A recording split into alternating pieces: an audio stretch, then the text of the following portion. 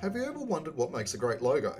Well, if you watch this video, you'll see the entire process from start to finish done by our design guru, Leon. Be prepared to be amazed. Hi viewers, it's Aaron from Web Wizards here, and while you're watching Leon's magic in action, I wanted to talk with you about where people go wrong when getting their logo design done. Now, there is a lot of confusion in the market about this topic, and everyone has an opinion, but in most cases it's just an opinion and not the facts. You see, over the years, our team has probably designed 1,000+ logos, so I wanted to talk to you about the 4 biggest and most common mistakes we see people make when getting a logo design for their business. However, before we get to those 4 mistakes, let's just quickly get clear on the end result that all of our logo design clients want, and I'm sure you would fit into the same category here. They all want a logo that ages well. In other words, it doesn't look old-fashioned or become irrelevant quickly. They want a logo that's very simple but stylish and adaptable, so it can be used in many situations, not just on your business cards. They want a logo that looks professional, one that says you're a business that should be taken seriously but not a kid's after-school hobby. They want a logo that appeals to the kind of clients you most want to do business with and who also bring in good profits. They want a logo that's recognizable and memorable so people know it instantly, including what your business stands for in the wider community. And lastly, all of our clients want a logo that stands with the big players in the market, but still stands out by itself. Now, this means you get taken seriously by your ideal clients in a crowded market, but they also don't see you as a copycat of a bigger competitor. So after getting all the facts from Leon, our in-house design guru, and I hope you're enjoying his video, and also looking at his branding brief document he uses for all logo design projects, I came up with the following gotchas you need to be aware of before starting a logo design project for your business. So mistake number 1 is not doing your research up front.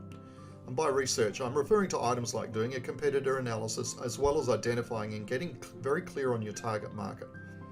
Now, I think we all understand that a mining company logo is guaranteed to look very different to the logo for a hairdressing salon, not only in the colors used, but also the icon, the text, the fonts, and so forth.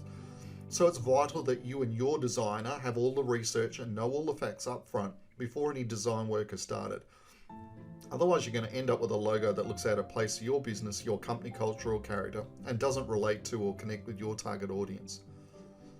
Moving on, mistake number 2 is not thinking about the consistency of your logo, how it will look in different environments, such as in print, on the web, in your social media accounts, in your videos, and even with different background colors, etc.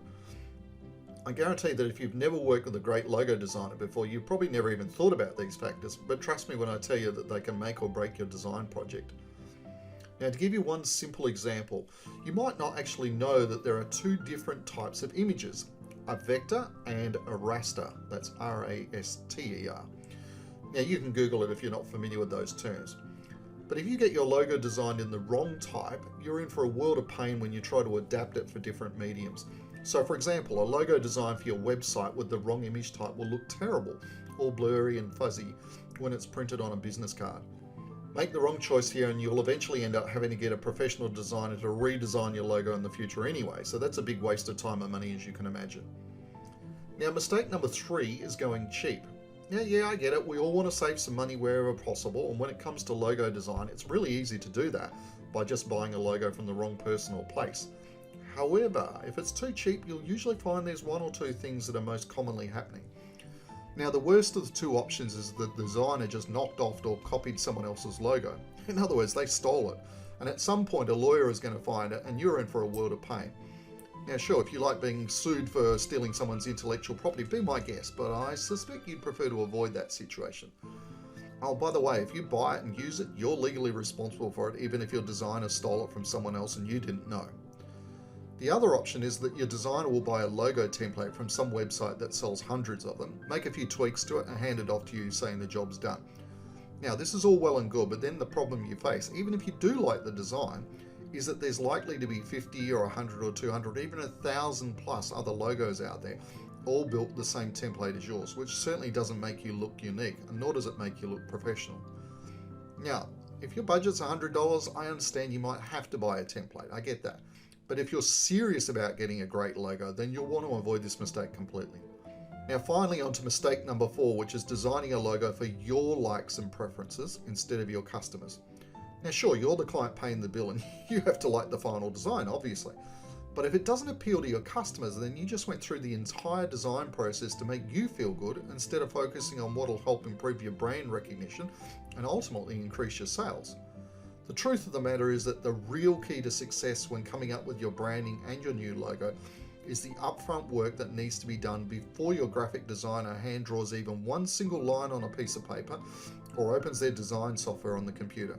If you do the legwork up front, you'll get 1000% better result than just winging it. As the old saying goes, if you fail to plan, you plan to fail, and that's especially true when designing a new logo and a brand for your business.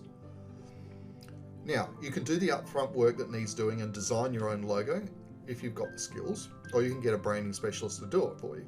But either way, the work you do before starting the design will ensure a much better end result, one that you can be proud of, and you can also be confident in having it represent you and your business to the marketplace. So to help with your upfront planning and to ensure you get it right, earlier I mentioned our branding brief worksheet that Leon gives to all of our clients to complete before he does any design work. Now, whether he's doing a $1,000 logo design plus business card starter pack or a much more expensive full branding project, every client starts with this PDF worksheet at the beginning. And if you'd like your own copy of this worksheet, just click on the link in this post, and when you get to our website, just enter your email address to have the download link emailed to you automatically. It's yours to use as you see fit, no cost, and I wish you all the best in coming up with a fantastic logo.